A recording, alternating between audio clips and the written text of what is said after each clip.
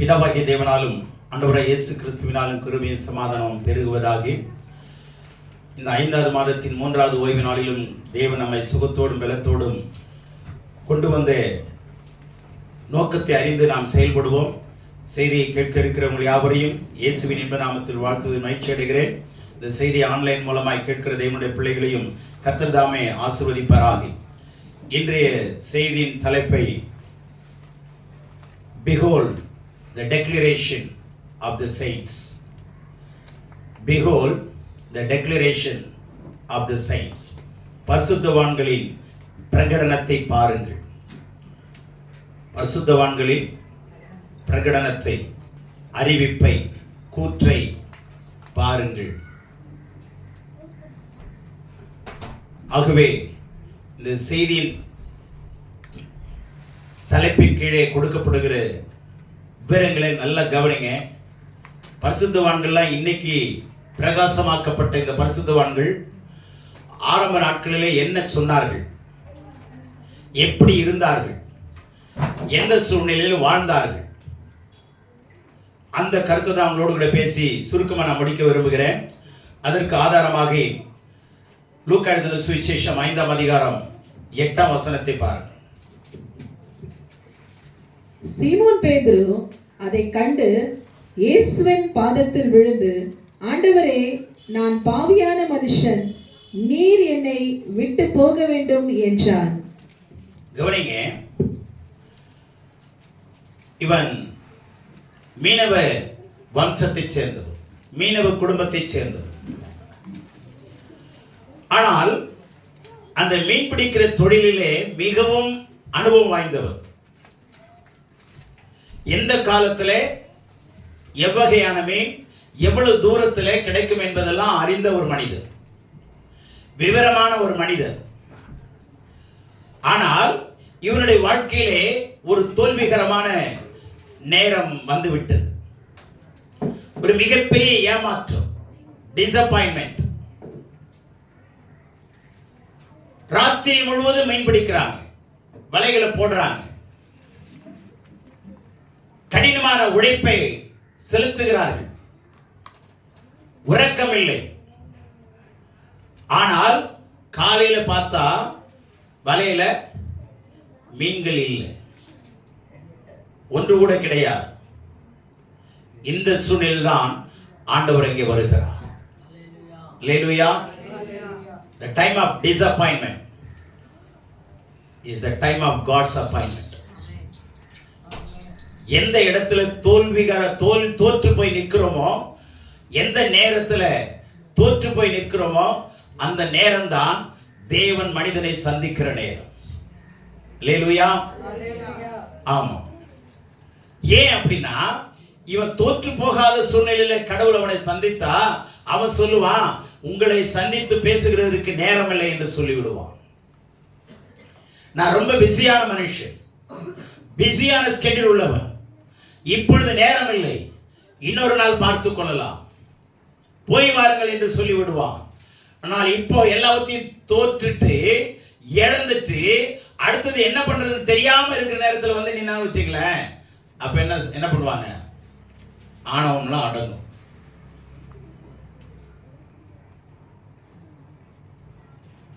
என்ன என்ன பண்றது தெரியல, ஆட்டம் என்ன பார்க்கல கேட்கல. அப்போ ஆடி அடங்கும் போதுதான் கடவுள் வந்து ஒரு வாழ்க்கை எப்போ முடிக்கணும்னு நினைக்கிறானோ அப்பதான் கடவுள் அந்த வாழ்க்கையை ஆரம்பிப்பார். நீங்களா முடிச்சீங்கன்னா அவர் ஆரம்பிப்பார். இல்ல எனக்கு இன்னும் பலன் இருக்கு, இன்னும் எனக்கு அறிவு இருக்கு, இன்னும் எனக்கு ஆற்றல் இருக்கு, இன்னும் எனக்கு திறமை இருக்கு, அப்படி உங்க இறுதி அங்க உங்களுடைய உழைப்புல அல்லது உங்க அறிவை நாம் சார்ந்து வாழுகிற வரைக்கும் கடவுள் தூரத்துல இருந்து பார்ப்பார். காத்தாடி பறக்குதா, பறக்கட்டும். டீல் ஆயிட்டு இருக்கா, ஆயிட்டும். எப்ப அருந்து அது பாட்டில இஷ்டத்துக்கு ஓடுதோ அப்போ தான் நிற்பார். என்னப்பா, என்ன பேதுரு, என்ன ஒரு மாதிரி திட்டு முடிக்கிற, என்ன ஆச்சு, ஏன் ஒரு மாதிரி நிக்கிற, ஏன் சோர்ந்து போற? அப்பதான் சொல்லுவான், ஐயரே, இப்பதான் இவருக்கு என்னன்னு வருது, ஐயரே ராத்திரி முழுவதும் நான் பிரயாசப்பட்டோம், இத்தனை வருஷமா நான் பிரயாசப்பட்டேன், ஒன்றும் லாபம் இல்லை, எல்லாத்தையும் இழந்துட்டேன், இப்போ நான் வெறுங்கையா நிற்கிறேன், என்ன சொல்ல வரீங்க? அப்போதான் கேட்பான். போதிக்கும் போது புரியாது, பாதிக்கும் போது தான் புரியும்.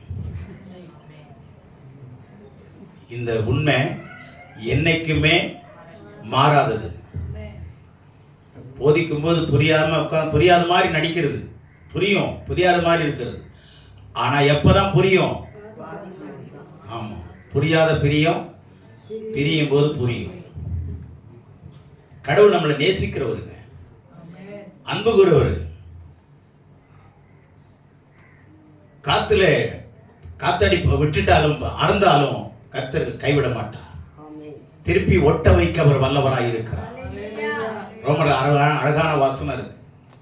திரும்பி ஒட்ட வைக்க அவர் வல்லவராய் இருக்கிறார், விடுவிக்க அவர் வல்லவராய் இருக்கிறார்.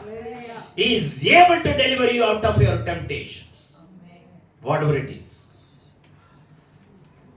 அது எப்படி பெரிய பிரச்சனையா இருந்தாலும் சரி, he is able to deliver you. அந்த வார்த்தை, அந்த ஏபிள்ங்கிற வார்த்தை எனக்கு ரொம்ப பிடிச்சதுங்க. அவர் வல்லவராய் இருக்கிறார். பாதியில விட்டுட்டு இவ்வளவு தூரம் தான் என்னால் வர முடியும், ஹெல்ப் பண்ண முடியும், இதுக்கு மேல என்னால் வர முடியாது, உங்க வேலை பார்த்துங்கன்னு சொல்றவங்க மனுஷன் தான். ஆனா ஆண்டவர் அப்படி இல்லை. முடிகிற வரைக்கும் நின்று உனக்காக எல்லாவற்றையும் முடித்து விட்டேன் என்று சொல்லுகிறது நம்முடைய ஆண்டவர். அல்லேலூயா. இந்த நேரத்தில் தான் வந்து நிற்கிறார். இப்பதான் இவன் கேட்கிறான். ஆண்டவர் சொல்றாரு, வலது பக்கத்துல வலைகளை போடு, வலது பக்கத்தில் போடு. சரி, நான் என் கேள்வி என்னன்னா, வலைகளை போட்டான், 2 படகு நிறைய மீன் பிடிச்சிட்டான், ஓகேவா? இந்த மீன்கள் வந்து அப்பதான் உருவாச்சா? ஆண்டவருடைய மேஜிக்ல உருவாக்குறவரா? மேஜிக் செய்யறவரா? ஆண்டவர் மந்திரவாதியா? இப்பொழுது மீன்கள் எல்லாம் உண்டாக கிடவுன்னு சொன்னாரா? இல்ல, நேத்து ராத்திரி இந்த தண்ணி அதே தண்ணி தானே, அதே ஏரி தானே, இன்னைக்கு எப்படி அந்த மீன் அதுக்குள்ள வந்துச்சு? அப்ப புதுசா உருவாச்சா? இல்ல. அப்போ நேத்து ராத்திரி இந்த மீன்கள் அங்கதானே இருந்திருக்கு.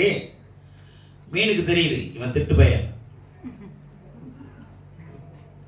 தெரியுதுங்க, இவன் வந்து கீழ்ப்படியில, இவன் திறமையை நம்பிட்டு இருக்கிறான் அப்படின்னு மீனுக்கு தெரிஞ்சது போல இருக்குது. எல்லாம் ஓரம் கட்டி நின்றுச்சு.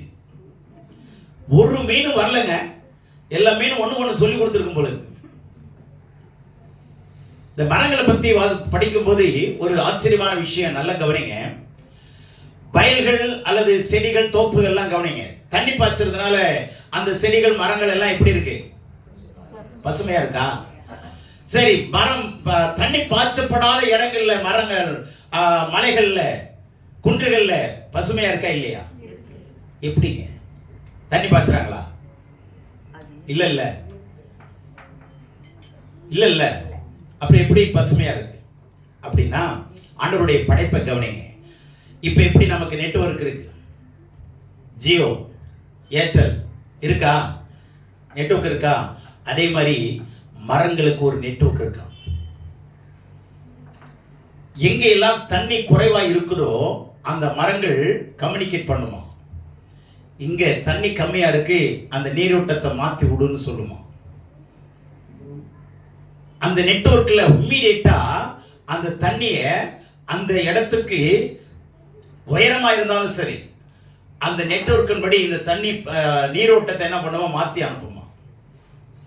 அதனாலதான் எல்லாமே எப்படி இருக்கு. ஆனா மனுஷனால் ஏற்படுத்தப்படுகிறதுக்கு நெட்வொர்க் கிடையாது, அவன் தான் பார்த்துக்கணும். புரிஞ்சதா? எப்படிங்க கடவுள் மலை மேல எல்லாம் இருக்குதுங்க, ஒவ்வொரு மரமும் எப்படிங்க செழிப்பா இருக்கு? போய் தனியா ஊத்துறான் இல்லையே.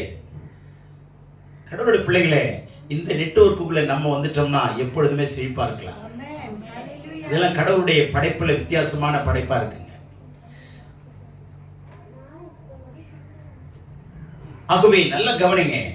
இங்க சொல்றான், ராத்திரி முழுதும் போராடினேன், ஒண்ணுமே இல்லை. ஆனா இப்போ வலைகளை போட்டா 2 படகு நிறைய வந்துருச்சு. எப்படி வந்துச்சு?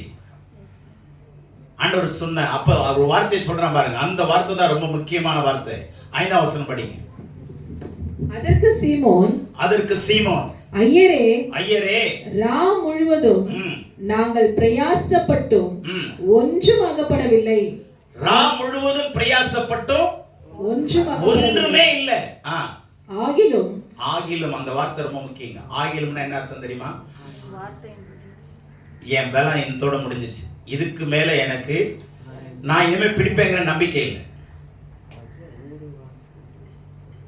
நம்பிக்கை அற்று போன நேரம், முயற்சிகள் நிறுத்தப்பட்ட நேரம், எனக்கு இனிமே முடியாதுன்னு சொல்ற நேரம்.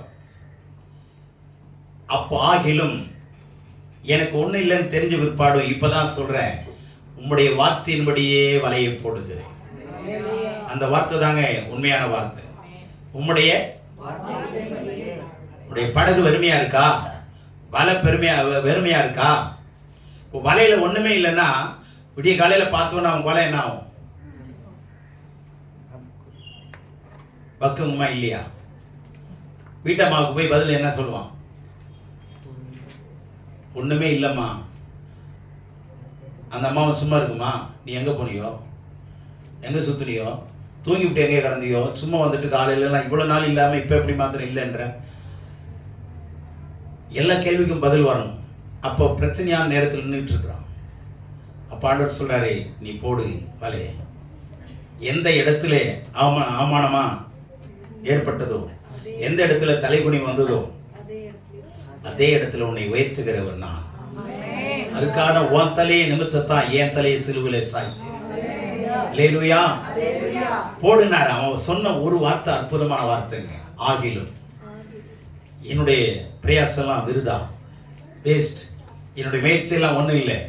இன்னைக்கு உலகத்தில் சொல்றான், நம்பிக்கை தான் வாழ்க்கை, ஒரு நம்பிக்கையை விட்டுறாரு, இப்படியெல்லாம் சொல்றாங்க. தன்னம்பிக்கை ரொம்ப முக்கியம். எது வரைக்கும்? உனக்கு பலன் இருக்கிற வரைக்கும் தான். அதுக்கப்புறம் என்ன? டாக்டர்கிட்ட ஓடு, வக்கீல்கிட்ட ஓடு. அவரு கைவிட்டாருன்னா அதுக்கப்புறம் தான் ஐசியூல போடுவான். ஐசியூல போட்டோன்னே அப்பதான் கடவுளை பார்த்து ஐசியூமா, அப்பதான் கடவுள் தெரிவாரு. ஐசியூன்னா என்ன? கடவுளே இப்பதான் எனக்கு கண்ணை தர, சீக்கிரம் என்னை காப்பாத்து. இப்பதான் கடவுளே என்ன வரும், உனக்கு தேடுற என்ன வரும். அது வரைக்கும் ஆண்டவர் விட்டுருவார். எங்க போற வரைக்கும்? ஐசியூக்கு போற வரைக்கும். அங்க போனவன ஐசியூ, அங்கதான் கடவுளை பார்ப்போம். நிறைய பேர் ஜாம் பண்ண போவான். அப்பதான் உணர்வுகள் வரும். உடனே இங்க என்ன நடந்தது? அற்புதம் நடந்ததா இல்லையா? 2 படகு நிறைய மீன் பிடிச்சானா இல்லையா? இப்ப என்ன சொல்றான்? அடேங்கப்பா, ஆண்டவரே, இப்படிப்பட்ட ஒரு அற்புதமான தெய்வம்னு நான் நினைக்கவே இல்லை. நாம் பாவியான மனுஷன், நானே, நீங்க மகா பயங்கரமான தேவனா இருக்கிறீங்க. நான் கிட்ட நிக்க தகுதியே இல்லை. நான் பாவியான மனுஷன். எத்தனை பேர் ஒத்துக்க முடியும்? நான் பாவியான மனுஷன். எத்தனை பேர் ஒத்துக்குவீங்க? எத்தனை பேர் வாயை திறந்து சொல்லுவீங்க?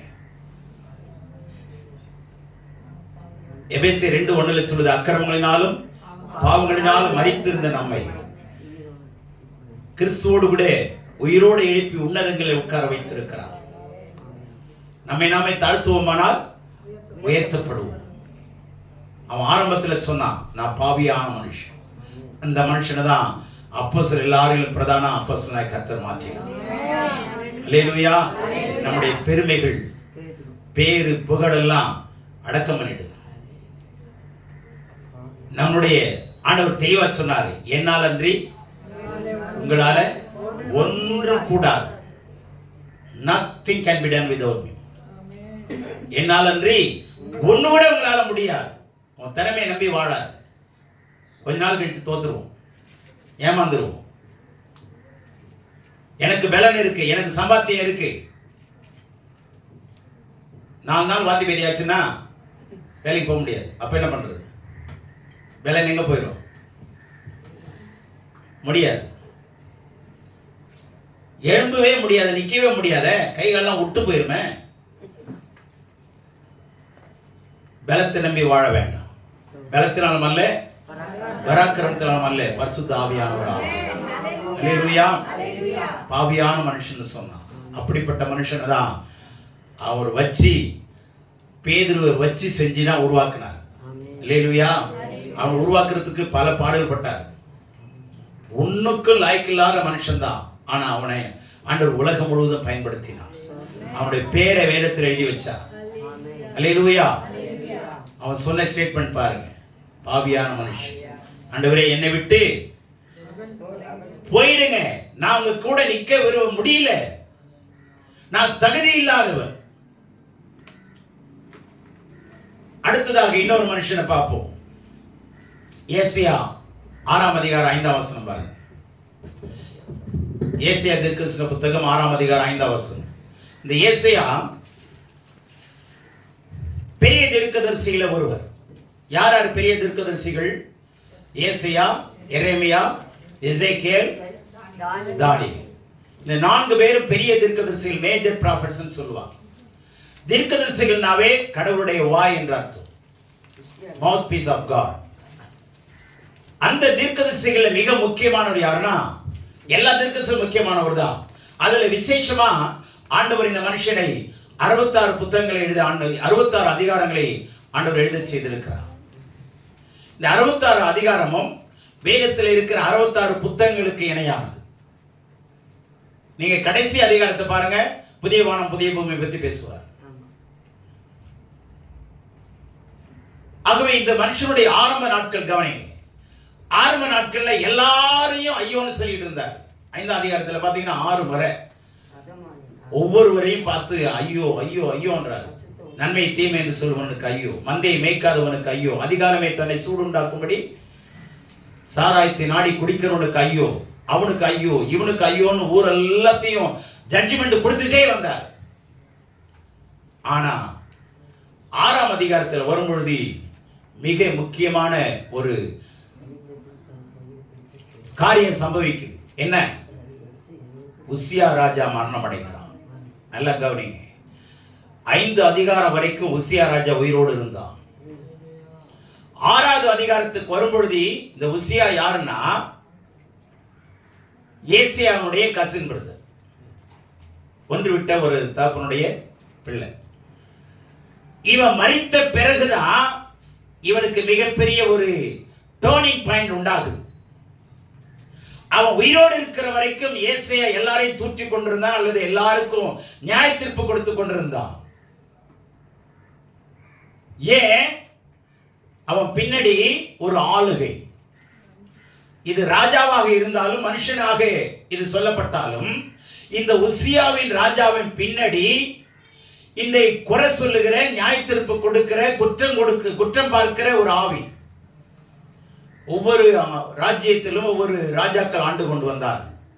பாபிலோனிய ராஜ்யம் நேபுகாத்நேச்சார், கிரேக்க ராஜ்யம் அலெக்சாண்டர், எகிப்தினுடைய ராஜ்யம் பார்வோன் இருக்கா, இப்போ ஏரோது. இப்படி பார்த்தீங்கன்னா ஒவ்வொரு காலகட்டங்களிலும் ஒவ்வொரு பரிசுத்தவான்கள் வாழ்ந்து கொண்டிருந்தார். பார்வோன் நாட்களிலே மோசே, பெலிஸ்தருடைய நாட்களிலே சவுல். இப்படி ஒவ்வொரு தேவ மனுஷனுடைய வாழ்க்கையிலும் அவங்க வாழ்ந்த நாட்களே ஒரு ராஜா அரசாண்டா. இயேசு கிறிஸ்துவின் நாட்களில் ஏரோது உயிராயிருந்தான், ராஜாவாயிருந்தான். ஆனால் நல்லா கவனிங்க, அந்த ராஜா மனுஷனாக இருந்தாலும் அவன் பின்னே கிரியை செய்கிற அசுத்த ஆவி அந்த ராஜாவை ஆட்கொண்டிருக்கிறது மறக்காதீங்க. ஏரோது இரத்த வெறியன், கொலை வெறியன். அப்ப இவன் பின்னாடி என்ன ஆவி கிரியை செய்யும்? கொலைவெறி ஆவி.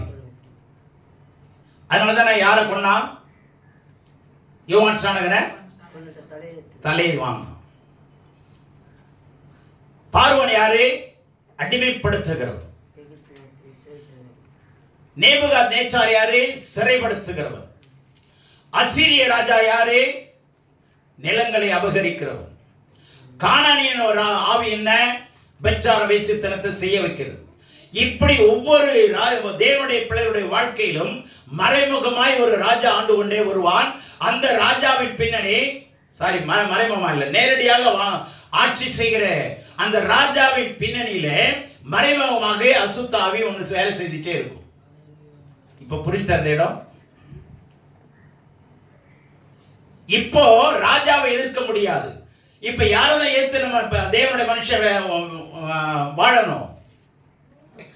அந்த ராஜாவின் நாட்களிலே அல்லது அந்த ராஜாக்களுக்கு பின்னாடி ராஜ்யத்துக்கு பின்னாடி வேலை செய்கிற அசுத்த ஆவியினுடைய கிரியைகளை எதிர்த்து வாழ வேண்டியது இருக்கு.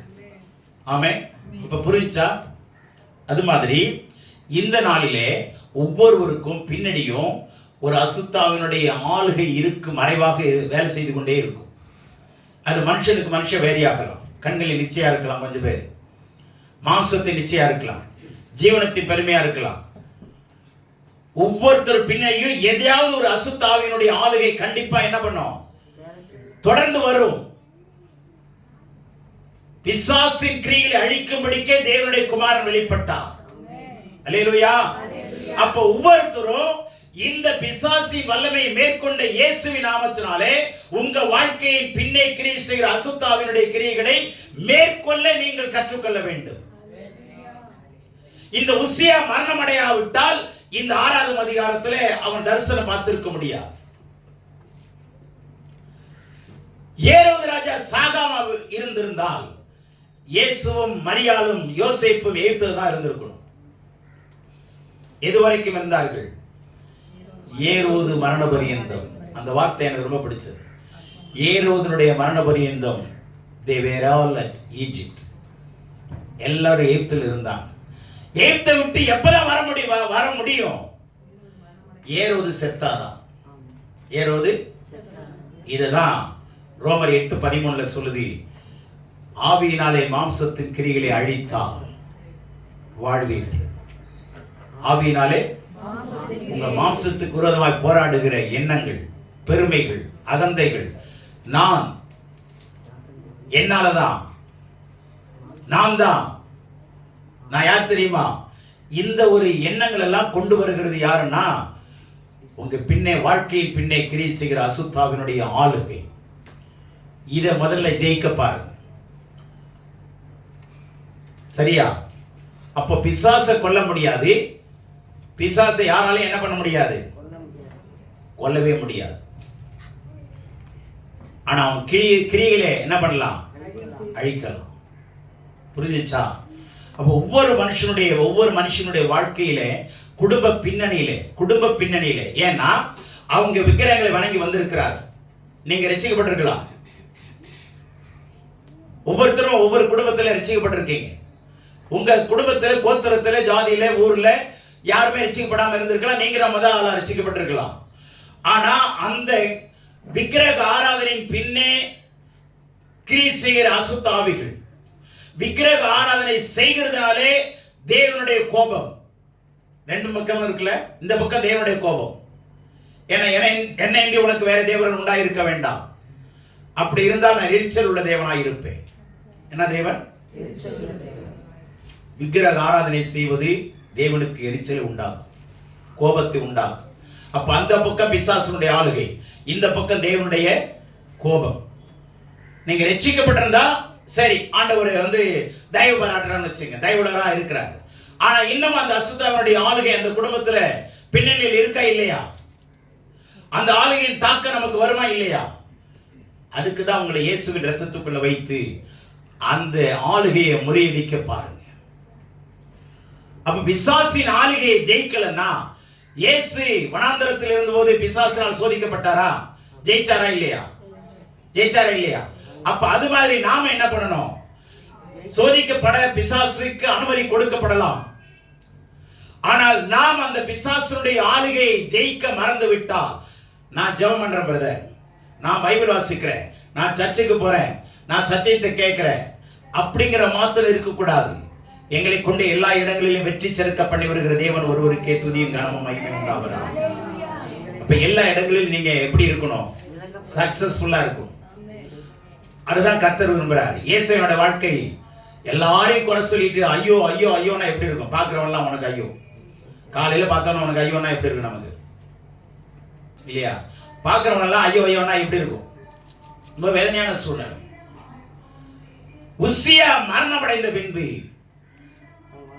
அவன் ஆண்டவரை மகிமை உள்ளவராக தரிசித்தான்.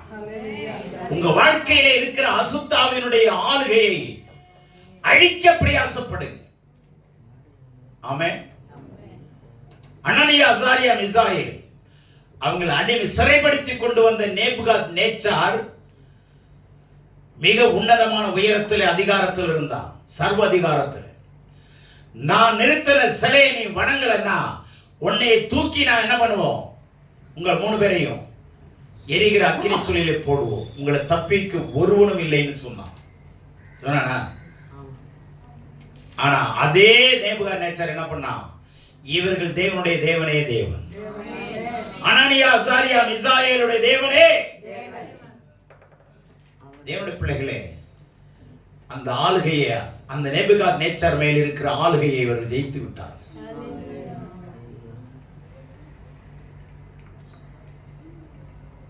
நாங்கள் ஆராதிக்கிற தேவன் எங்களை தப்புவிக்க வல்லவராயிருக்கிறார். நாங்கள் ஆராதிக்கிற தேவன் உன்னுடைய கைக்கும். ராஜாவே அங்க நெத்தியில் அடிச்ச மாதிரி சொல்றான், நேபுகாத் நேச்சாரே உங்களுக்கு நான் பதில் சொல்ல அவசியம் இல்லை. இது சிறைப்பிடிச்சவன் சொல்லக்கூடாத வார்த்தைங்க அது. அந்த தைரியம் எங்க இருந்து வந்தது?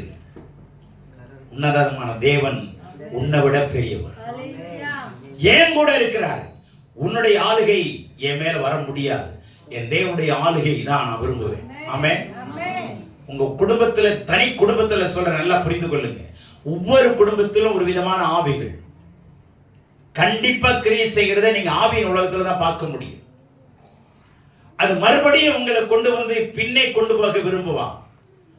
சபைக்கு போறதை நிறுத்துவான், பைபிள் வாசிக்கிறத நிறுத்துவான், சர்ச்சுக்கு வரவங்களை குறை பார்க்கிறதே பார்ப்பான். இவங்க எப்படி வரா, அவங்க எப்படி வரா, இவங்க ஏன் அப்படி உட்கார்ந்து இருக்கிறாங்க, இவங்க ஏன் அங்க பார்க்கறாங்க, இந்த மாதிரி குறை பார்க்கிறது. இதெல்லாம் இந்த உசியாவுடைய ஆவிகள். உசியா உயிரா இருக்கிற வரைக்கும் விசுவாசிய குசியா இருப்பான். எல்லாரையும் குறை சொல்லிக்கிட்டு நான் தான் யோகியன், நான் தான் யோகியன் அப்படின்னு. உசியா மண்டை போட்டோன்னே இப்போ ஏசியாவுக்கு என்ன ஆச்சு? கண்ணு இப்பதாங்க திறக்குது. உங்க வாழ்க்கையில் இருக்கிற அந்தகார ஆவியினுடைய கிரியைகளை அழிக்கும்படி ஜெபம் பண்ணுங்க. அதுக்கு உபாசம் பண்ணுங்க. ஆண்டவரே எனக்கு சொத்தை கூட, ஆண்டவரே எனக்கு துணியை கூட, ஆண்டவரே இதுக்கெல்லாம் ஜெபம் பண்ணாதீங்க. அதெல்லாம் ஆண்டவர் கொடுத்துருவார். இவைகளாம் உங்களுக்கு தேவை என்று உங்கள் பரமபிதா அறிந்திருக்கிறார். உங்களுடைய தனிப்பட்ட வாழ்க்கையில, ஒரு தனிப்பட்ட குடும்பத்துல ரட்சிக்கப்பட்டவங்க, மனைவி ரட்சிக்கப்படலை, கணவன் ரட்சிக்கப்படலை, மனைவி ரட்சிக்கப்பட்டிருக்காங்க, அல்லது கணவன் ரட்சிக்கப்படல, மனைவி ரட்சிக்கப்படல, கணவன் ரட்சிக்கப்பட்டிருக்கிறாங்க. அந்த எந்த குடும்பத்திலும் சரி ஒரு அசுத்தனுடைய ஆளுகை இல்லைன்னு சொல்லுங்க. நீங்க சொல்றதை நான் ஏத்துக்கிறேன். வேதம் சொல்றதை நான் சொல்றேன். உசியாவின் காலத்திலே, ஏசியாவின் காலத்திலே உசியா உயிரோடு இருந்தான். அவன் காலம் வரைக்கும் இந்த 5 வருஷம் இந்த அதிகாரத்தை எழுதினாங்க. அவன் காலம் வரைக்கும் தான் அந்த 5 அதிகாரம் எழுதப்பட்டது, சரிங்களா? ஆனா 6 அதிகாரம் எப்ப எழுதப்பட்டதுன்னா வேறொரு ராஜா, ஜோத்தாம் என்கிற ராஜா. இவனுடைய வாழ்க்கையில 4 விதமான ராஜாக்கள் வந்துட்டாங்க. முதலாவது யாரு? உசியா. 6ஆம் அதிகாரத்துல எழுதும் போது யோதாம் என்கிற ராஜா. 7 இருந்து 12 வரைக்கும் ஆகாஷ் ராஜா. 13 இருந்து 66 வரைக்கும் எசேக்கியா ராஜா. இப்படி 4 விதமான ராஜாக்களை கடந்து வாழ்ந்து கொண்டிருக்கிறார். இந்த 4 ராஜாக்களின் காலத்துல தான் இந்த 66 புத்தகங்கள் மாறி மாறி எழுதப்பட்டது. அப்ப ஒவ்வொருவருடைய பின்னணியும் ஆளுகை வெவ்வேறாக இருந்து கொண்டிருந்தது. ஆனால் ஏசியா வெற்றி உள்ளவனாய் வாழ்ந்து கொண்டு வந்தான். அல்லேலூயா. ஆவிகளை பகுத்தறியுங்கள். என்ன type of spirit is working upon my life, behind my life. என் வாழ்க்கைக்கு பின்ன எந்த ஆவி கிரியை செய்கிறது? கோபத்தின் ஆவியா, எரிச்சலின் ஆவியா? மூஞ்ச எல்லாம் கவனிங்க, நல்லா பேசுவாங்க, திடீர்னு மூஞ்ச என்ன பண்ணுவாங்க? சுளுக்குவாங்கல்ல, மூஞ்சில் அடிச்ச மாதிரி பேசுறது. இந்த பார், நான் யார் தெரியுமா? நான் எப்போ வந்துருக்கேன் தெரியுமா சர்ச்சுக்கு? இன்னைக்கு வந்துட்டு பெருசாக ஆடுற இந்த மூஞ்சில் அடித்த மாதிரி பேசுறது. இதெல்லாம் எல்லாரும் பேச முடியாது, அதுக்குன்னு தனி வரம் அது. இதுக்கெல்லாம் ஜோமன் ஆண்டவரே எனக்கு அன்பை கொடுங்க, தயவு பாராட்ட எனக்கு உதவி செய்யுங்க, ஜனங்களை நேசிக்க உதவி செய்யுங்க. உலகத்தில் ஒண்ணு கொண்டு போறது இல்லைங்க. எப்படி வந்தோமோ ஆளுக்கு ஒரு சவரம் எடுத்துட்டு போலான்னு ஆண்டவர் கொடுத்தாருன்னு வச்சுங்க, என்ன ஆகும்?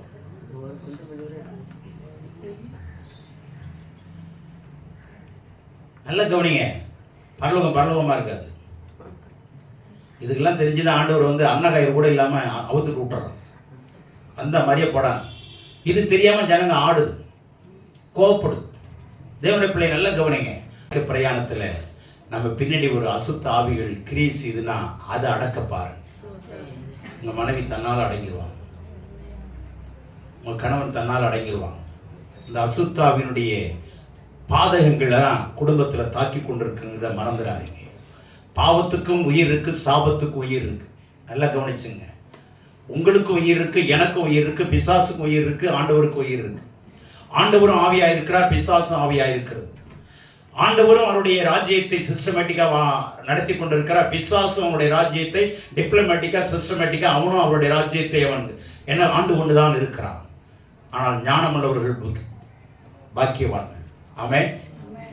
ஏசாயா நாட்களில் உசியா மரித்த பிற்பாடுதான் கண்கள் திறக்கப்படுது. அப்பதான் சொல்றான், ஆண்டவரே உம்முடைய ஆலயம் எவ்வளவு அழகா இருக்கு, வஸ்திர தொங்கலால நிரம்பி இருக்கு. அல்லேலூயா. இந்த வஸ்திர தொங்கல்ங்கிறது இதை பத்தி ஒரு மணி நேரம் பேசலாம். அது இப்ப அங்க போகல. நான் இந்த ஆலயத்தை எல்லாம் பார்க்கிறான், ஆண்டவரை பார்க்கிறான். இதெல்லாம் பூமியில நடக்கிற விஷயங்க. ஏசியா கொண்டு போய் பரலோகத்தில் கொண்டு வச்சு காட்டல, பூமியிலே வச்சு காட்டுறாரு. இப்ப சொல்றான், இதெல்லாம் பார்த்து முடிச்சோன்ன 5ஆம் வசனத்தில் சொல்றான், என்ன சொல்றான்? அப்பொழுது நான் ஐயோ. இப்ப என்னன்னு ஆரம்பிக்கிறான், வா வச்சு செஞ்சாரு. இப்பதான் என்னன்னு சொல்றான், ஐயோ அதமானே. என்ன ஆனே? ஏன் மத்தவனை பார்க்கும்போது அதமானே, அசுத்த உதடுகள் உள்ள மனுஷன். கவனிங்க, தன்னுடைய ஸ்டேட்மெண்ட் சொல்றான், ஐ அம் அண்டன், நான் லாய்க்கு இல்லாதவன். ஆங்கிலத்தில் நல்ல வார்த்தை இருக்கு, ஐ அம் அண்டன், நான் ஒண்ணுத்துக்கு உதவாதவன். அதமானே, ஐயோ, நான் ஊருக்கெல்லாம் ஐயோ சொன்னேன், இப்ப எனக்கு தான் ஐயோன்னு வந்து இப்பதான் எனக்கு தெரிஞ்சிருக்கு. நான் அசுத்த உதடுள்ள மனுஷன், அசுத்த உதடுள்ள மக்கள் மத்தியில வாழ்கிறவன் சொல்றான். பாத்தீங்களா? படிங்க. நான் அசுத்த உதடுள்ள மனுஷன், அசுத்த உதடுகள் உள்ள ஜனங்களின் நடுவில் வாசமாய் இருக்கிறவன், சேனைகளின் கர்த்தராகிய ராஜாவை என் கண்கள் கண்டதே என்றான். நல்லா கவனிங்க. உங்க பின்னாடி கிரியை செய்கிற அசுத்த ஆவி உங்க குடும்பத்துக்கு பின்னாடி மறைமுகமாய் கிரியை செய்து கொண்டிருக்கிற ஆவியை ஜெயிச்சிட்டீங்கன்னா கடவுளுடைய வல்லமை மகிமையை நீங்க பார்ப்பீங்க. கடவுளுடைய மகிமை இருக்குதுதான், உங்களை விட்டு விலகல. ஆனா எது மறைக்குது? அசுத்தாவினுடைய கிரியைகள் மறைக்குது. அதை அழிச்சிட்டீங்கன்னா எது தெரியும்? தேவனுடைய மகிமை தெரியும். அப்பதான் நீங்க யாருன்னு உங்களால கண்டுபிடிக்க முடியும். அப்பதான் உங்க நாவுகள் அறிக்கையிடும், ஆண்டவரே நான் அசுத்த உதவுள்ள மனுஷன், அசுத்த உதவுள்ள ஜனங்கள் வாழுகிற மத்தியில வாழ்ந்து கொண்டிருக்கிறேன். பாவ நிறைந்த என் சுத்தி எல்லாம் என்னதான் இருக்கு? பாவ ஜனங்கள் தான் இருக்கு. கெட்ட மக்கள் நடுவுல தான் நான் வாழ்றேன். அசுத்த உதடு எனக்கு இருக்கு. நான் பாவியான மனுஷன், நான் அதமானவன். ஐயோ எனக்கு. ஐயோன்னாவே நமக்கு தெரியும் இல்லையா? ஏன் ஐயோ இந்த கஷ்டம் வந்துருச்சு, அந்த நிலைமை. அப்புறம் ஒரு தேவதூதனை அனுப்பி ஒரு நெருப்பு எடுத்துட்டு வந்து என்ன பண்ணாரு? உதடுகளை வச்சோன்னே உதடி இப்ப தீர்க்க தரிசனம் சொல்லுது. அல்லேலூயா. உதடுல வச்சு நெருப்பு வச்சோன்னே என்ன ஆச்சு? தேவனுடைய வசனம் உங்களுக்கு நெருப்பா வரும். அல்லேலூயா. எப்போ? தடைகள் நீக்கப்படும் பொழுது. அல்லேலூயா. உங்க வாழ்க்கையில ஒவ்வொருவருடைய வாழ்க்கையிலும் தேவன் மகிமையானவைகளை மறைத்து வைத்திருக்கிறார். Find out. Destroy the barriers, spiritual barriers. Try to destroy the spiritual barriers. Eradicate the spiritual barriers, obstacles. அது உங்க வியாதியா இருக்கலாம், எவனாவது செய்வன வச்சிருக்கலாம். கவலைப்படாதீங்க. இஸ்ரவேலுக்கு விரோதமான மந்திரமும் இல்லை, யாக்கோபுக்கு விரோதமான எத்தனை மந்திரவாதி வந்தாலும் நிக்க முடியாது உங்களுக்கு முன்னாடி. ஏன்னா உலகத்தில் இருக்கிறவனை காட்டில் உங்களுக்குள் இருக்கிறவர் பெரியவர். உங்க சாமர்த்தியத்தில் நான் ஜெபம் பண்ற மனுஷன் சொல்லாதீங்க. சத்தியத்தையும் அறிவீர்கள், சத்தியம் உங்களை விடுதலையா. அல்லேலூயா. கர்த்தருடைய அறிவு ஒண்ணுதாங்க உங்களுக்கு விடுதலையா. அறிவு இருத்தவன் நோவு இருத்தவன் எனக்கெல்லாம் தெரியுங்கன்னு சொல்லுவான். அண்ணாத்துறை எவ்வளவு பெரிய அறிவாளி, எவ்வளவு பெரிய படிப்பாளி, ஆனா எவ்வளவு சீக்கிரத்துல அவருக்கு வியாதி வந்தது. நல்ல கவனிங்க. அறிவு பெருத்தவன் நோவு பெருத்தவன் வேதம் சொல்லுது. நீங்க வேத அறிவு இருந்தாலும் தேவ அறிவு இல்லைன்னா அங்கேயும் வியாதிகள் வரும். பேலன்ஸ்டா இருக்கும் நம்ம லைஃப். அதனால சீக்கிரம் முடிக்கிறேன். நல்ல கவனிங்க. அடுத்த ஒரு மனுஷனை பார்ப்போம். ரோமர் 7:24 படிங்க. ரோமருக்கு எழுதின நிருபம் 7ஆம் அதிகாரம் 24ஆம் வசனம். நிர்பந்தமான மனுஷன் நான். wretched man I am. Pavul சொல்றாரு, நிர்பந்தமான மனுஷன் நான். இந்த மரண சரீரத்தினின்று யார் என்னை விடுதலையாக்குவார்? இந்த மரண சரீரத்திலிருந்து யார் ஆண்டவரே என்னை விடுதலையாக்க முடியும்? பேதுரு சொல்றான், யாரிடத்துல போக ஆண்டவரே? என்ன ஆண்டவரே அப்படி சொல்லிட்டீங்க? போக மனது உண்டானால் போகன்னு சொல்லிட்டீங்க, அவ்வளவு ஈஸியா? யாரிடத்துல போவோம்?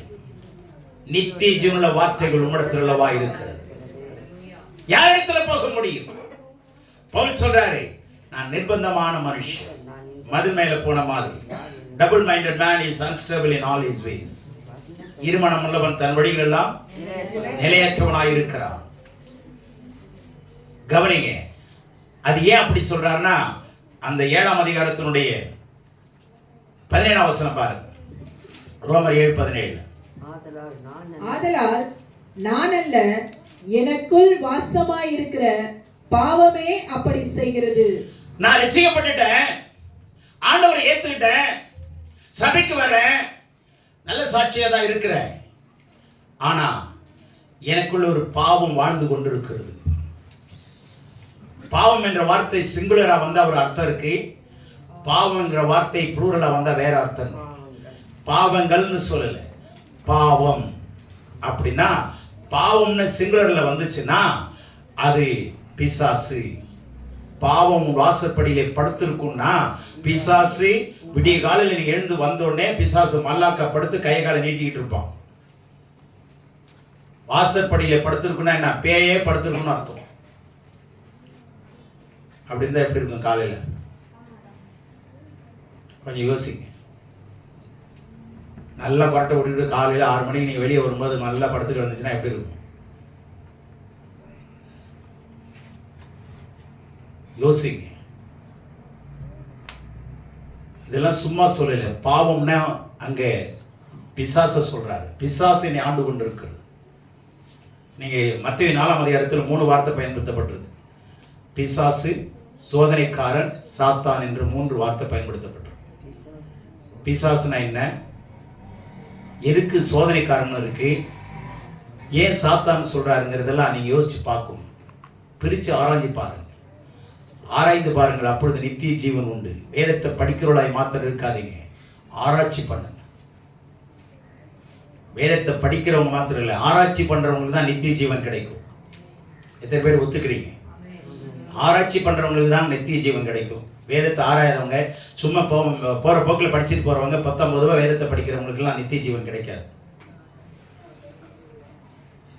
வேதத்தை ஆராயணும். ஒரு வேலைன்னா அந்த வேலையில் என்னென்ன பிரச்சனைங்கிறது நமக்கு எப்படி உள்ள போய் வெளியே வரமோ அது மாதிரி வேதத்தில் என்ன, ஏன் இந்த வார்த்தை பயன்படுத்தப்பட்டிருக்கு, இந்த வார்த்தை ஏன் இங்க இல்லை, கவனிங்க. உன்னதப்பட்ட 4:8 அமானா மலைக்கு வான்னு இருக்கு. அமானா மலையின் உச்சிக்கு வா, கொடுமுடிக்கு வான்னு. நீங்க இஸ்ரவேல் தேசத்தில் பார்த்தீங்கன்னா அமானங்கிற மலையே கிடையாது, மேப்லேயும் கிடையாது, உண்மையிலே ஜியோகிராபிக்கலாவும் கிடையாது. என்ன பண்ணுவீங்க? அமானா மலைக்கு வான் இருக்கு, அங்கே ஒரு மலை இருக்குன்னு நினச்சிக்கிட்டு இருந்தோம். நானும் அப்படி தான் நினச்சேன். அமானா மலைன்னு ஒன்று இருக்கு பொழுது பார்த்தா இஸ்ரவேல் தேசத்தில் அந்த மலையே கிடையாது. அப்போ எதுக்கு சொல்ல வராரு? ஏன் சொல்றாரு? என்ன காரணம் இருக்கு? அதனுடைய விளக்கம் என்ன? கண்டுபிடிங்க. அதுக்கு நேரத்தை செலவு பண்ணுங்க. கர்த்தருடைய பாதத்தில் அமருங்க. மரியாள் கர்த்தருடைய பாதத்தில் அமர்ந்திருந்தா அதுதான் என்னன்னு ஆண்டவர் பாராட்டுறாரு, விட்டுவிடாத நல்ல வசனத்தை மணிக்கணக்கா உட்காருங்க. நான் 3 மணி நேரம் 5 மணி நேரம் உட்கார்ந்து படிக்கிறேன் அப்படின்னா நீங்க நினைக்கலாம் உங்களுக்கு வேலை இல்லை, வெட்டியும் கிடையாது, நீங்க உட்கார்ந்து படிப்பீங்க, அதுக்கு நாங்க என்ன பண்றதுன்னு கேட்பீங்களா? கேளுங்க. ஆனா ஜெயமுள்ளவர்களாய் வாழ முடியாது. முதலாவது தேவனுடைய ராஜ்யத்தையும் அவருடைய நீதியும் தேடுங்கள். ராஜாவாகிய தாவீதே சொல்றாரு, நான் கர்த்தருடைய வீட்டிலே உட்கார்ந்து ஆராய்ச்சி பண்ணுவேன். வேதத்துல ஆராய்ச்சி பண்ணவங்க ரொம்ப கம்மி பேருங்க. ஆபிரகாம் ஆராய்ச்சியாளன் கிடையாது, எஸ்ரா ஆராய்ச்சியாளர். அல்லேலூயா. தேவனுடைய பிள்ளைகள் எல்லாம் கவனிங்க, வேதத்தை ஆராய்ச்சி பாருங்க. சும்மா வெறும் பைபிளை வச்சுட்டு இருந்தா வேலைக்கு ஆகாது. சொல்றான், நிர்பந்தமான மனுஷன் யார் இந்த மரண சரீரத்திலிருந்து விடுதலையாக்கும்? அப்படிப்பட்ட மனுஷன் தாங்க புதிய ஏற்பாட்டில் 13 புத்தகத்தை எழுதினவர். ஏத்துட்டு ஆண்டவருக்கு நிர்பந்தமான மனுஷன், wretched man I am. இன்னொரு இடத்துல சொல்றாங்க, எங்க மார்க் 16ஆம் அதிகாரத்துல ஸ்திரீகள் சொல்றாங்க, who shall roll away this stone for us? எங்களுக்காக இந்த கல்லை யார் புரட்டி தள்ளுவா? எங்களால முடியல ஆண்டவரே, நாங்க வெறும் ஸ்திரீகள் தான், இவ்வளவு பெரிய கல்லை எங்களால புரட்ட முடியாது. who shall roll away this stone for us? எங்களுக்காக இந்த கல்லை யார் புரட்டுவா? கடவுளுடைய பிள்ளைகளே, உங்க வாழ்க்கையின் பின்னாடி ஒரு பெரிய கல்லை வச்சிருக்கிறான். அந்த கல்லை வச்சவன் யாருன்னு கண்டுபிடிங்க.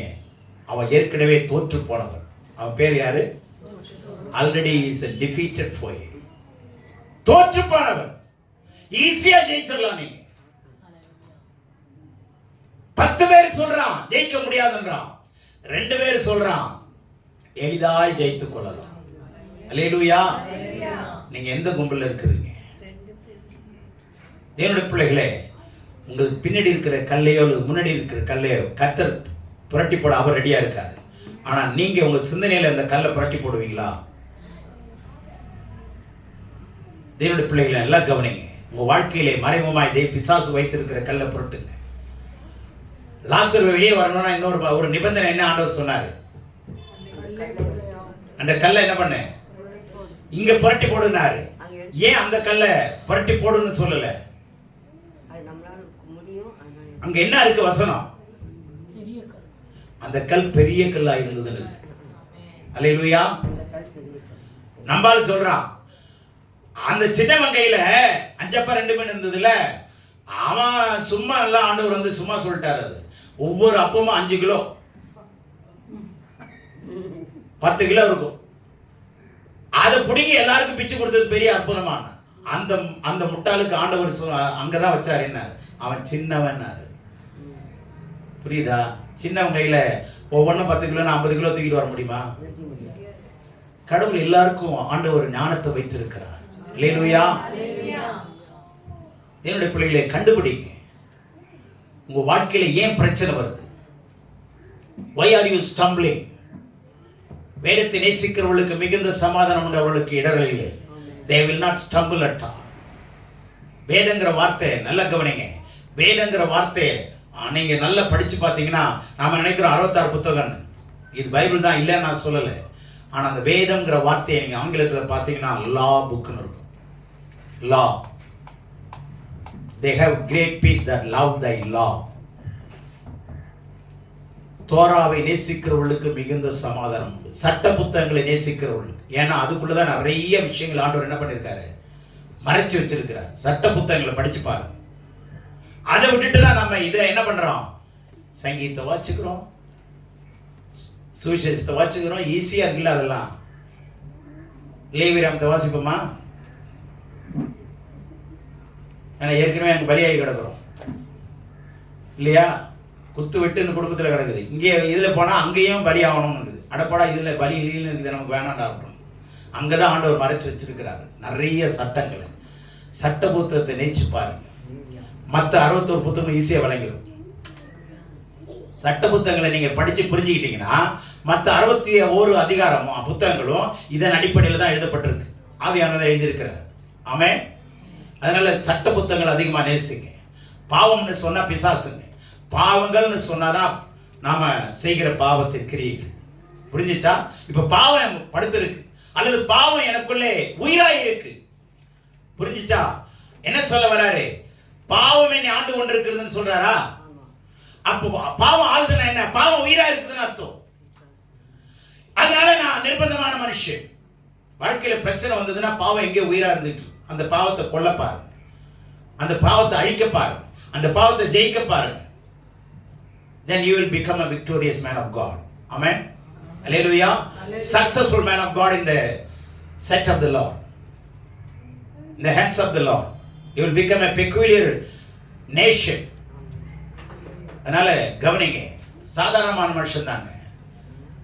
இதே மனுஷன் 1 தீமோத்தேயு 1:19-15 சொல்றாரு, பாவிகளில் பிரதான பாவினா, பாவிகளிலே மிக உயர்ந்த பாவி நான் தான்றாரு.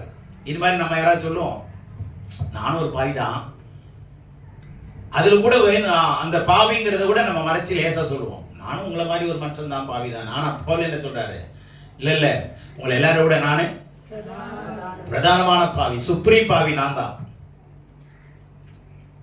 என்ன போல ஒரு பாவி யாரும் கிடையாது. 8ஆம் நாளில் விருத்த சேதனம் பண்ணப்பட்டவன், இஸ்ரவேல் வம்சத்தான், பென்யமீன் கோத்திரத்தான். அடுத்தது நியாயப்பிரமாணத்தின்படி நான் பரிசேயன், நியாயப்பிரமாண நீதியின்படி குற்றஞ்சாட்டப்படாதவன், சபையை துன்பப்படுத்தினவன். இப்படி இருந்த நான் தான் கிறிஸ்துவை அறிகிற அறிவின் மேன்மைக்காக. என்ன அருமையான வார்த்தை பாருங்க, கிறிஸ்துவை அறிகிற அறிவின் மேன்மைக்காக எல்லாவற்றையும் விட்டேன். என்னுடைய மேன்மையெல்லாம் விட்டுட்டேன். எதுதான் மேன்மைன்னு பார்த்துட்டேன்? கிறிஸ்துவை அறிகிற அறிவு. அதனால புரிந்து கொள்ளுங்க, அன்னைக்கு எதெல்லாம் ஓப்பன் டெக்ளரேஷன் பண்ணாங்க அவங்களெல்லாம் கர்த்தர் வல்லமையா பயன்படுத்தினார். தாவீது 51ஆம் சங்கீதத்தில் அளந்து வச்சுட்டார், நான் இப்படித்தான். ஆனா அப்படிப்பட்ட மோசமான சூழ்நிலை இருந்த மனுஷனை பார்த்து சொன்னாரு, இவன் தான் என்னுடைய இருதயத்துக்கு ஏற்ற புருஷன். பாவங்களை மறைக்க பார்க்காது, பாவங்களை மறைக்கிற வாழ்வடைய மாட்டான். அவைகளை அறிக்கை செய்து விட்டு விடுகிறோம், இரக்கம் பெறுவோம். அதனால நம்ம இந்த உலகத்துல கடவுளை சந்திக்க அல்ல, கடவுள் நம்மை சந்தித்திருக்கிறார். அருணோதயம் நம்ம என்ன பண்ணிருக்கு? சந்தித்திருக்கிறது. உங்க வாழ்க்கையில பின்னே கிரிசுகிற, மறைமுகமாய் கிரிசுகிற அசுத்தாவி என்ன டைப் ஆஃப் ஸ்பிரிட்னு கண்டுபிடி. நான் சொன்னது புரிஞ்சா? நீங்க உண்மையிலேயே நல்லவங்களா இருக்கலாம், நான் குறை சொல்ல வரல. ரட்சிக்கப்பட்டவங்களா இருக்கலாம், குறை சொல்லலைங்க. ஆனா உங்க வாழ்க்கையின் பின்னே பிசாசுனுடைய ஆளுகை மறைஞ்சு கிரியை செய்கிறது. அதனாலதான் உங்க வாழ்க்கையில பலவிதமான இடர்கள், பிரச்சனைகள், போராட்டங்கள். இதை கண்டுபிடிங்க. ஏசாவின் நாட்களில் உசியா உயிராயிருந்தான், இயேசுவின் நாட்களில் ஏரோது உயிராயிருந்தான், மோசேயின் நாட்களிலே பார்வோன் உயிராயிருந்தான், சவுலுடைய நாட்களிலே கோலியாத் உயிராயிருந்தான். இன்று கண்ட எகிப்தியனை என்றைக்கும் காண மாட்டான். அல்லேலூயா. எப்போ நீ ஏத்து விட்டு வெளியே வந்துட்டுனா பார்வோன் செத்துருவோம். ஏத்து விட்டு நம்ம செய்ய வேண்டிய வேலையை செய்யலைன்னா அந்த அசுத்தாவி உயிரோடு இருக்கு, உங்களால ஜெயிக்கவே முடியாதுல்ல ஆயுசு முழுவதும். கர்த்தர் சொல்றதை செஞ்சீங்கன்னா, கீழ்ப்படிஞ்சீங்கன்னா போதும், அது ஆண்டவர் என்ன பண்ணுவாரு? ஆமா, ஒரு வார்த்தையை சொல்லி முடிக்கிறேன். ஆண்டவர் என்ன சொன்னாரு? பேதுரு என்ன சொல்றாரு தெரியுமா? பிசாசு கேத்து நில்லுங்கள், அப்பொழுது உங்களை விட்டு ஓடி போவான். அப்புறம் தேவனுக்கு கீழ்ப்படிந்திருங்கள். எல்லாம் கவனிங்க. பிசாசை எதுக்குறதுன்னா என்ன அர்த்தம் தெரியுமா? இப்ப வாடா பாத்துக்கலாம், பிசாசை போய் கூப்பிட முடியுமா? வாடா உண்டி பாத்துக்கலாம், வா கூப்பிட முடியுமா? ஏன்னா அவன் யாரா இருக்கிறான்? ஆவியா இருக்கிறான். புரியுதா? அப்போ நேரடியா பண்ண முடியாது. அப்ப நாம ஆவியின் உலகத்துல நாம போய் என்ன பண்ணணும்? கடவுளுடைய வார்த்தைக்கு கீழ்ப்படைகிறதாங்க பிசாசுக்கு ஏத்து நிற்கிறது. கடவுளுடைய வார்த்தைக்கு கீழ்ப்படைகிறதா பிசாசுக்கு ஏத்து நிற்கிறது. அப்பொழுது உங்களை விட்டு ஓடி போவான். எப்பொழுது? தேவனுக்கு கீழ்ப்படிந்தால் அப்பொழுது. அப்போ உங்களுடைய வாழ்க்கையிலே மறைஞ்சிருக்கிற ஆவியை கண்டுபிடிச்சு ஜெயம் எடுக்க பாருங்க. உபவாசம் பண்ணுங்க, கர்த்தருடைய சமூகத்தில் காத்திருங்க, ஆண்டவரை துதிங்க. என் கண்களை திறந்து விட ஆண்டவரே, தன்னைத்தான் தாழ்த்துங்க. கடவுள் உங்களை ஆசீர்வதிப்பார். கர்த்தர் தாமே உங்களை ஆசீர்வதித்து நடத்துவாராக. ஆமென்.